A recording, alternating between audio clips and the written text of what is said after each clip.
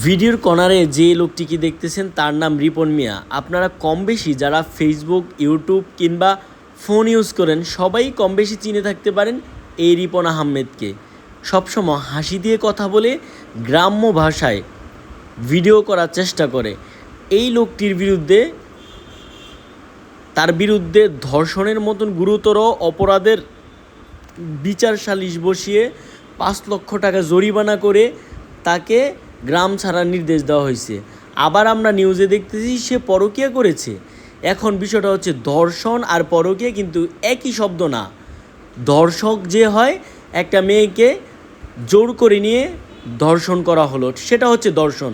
আর পরকীয়া যেটা বিবাহ বহির্ভূত আরেকটা সম্পর্ক রেখে অনৈতিক কাজ করে তাকে পরকীয়া বলে।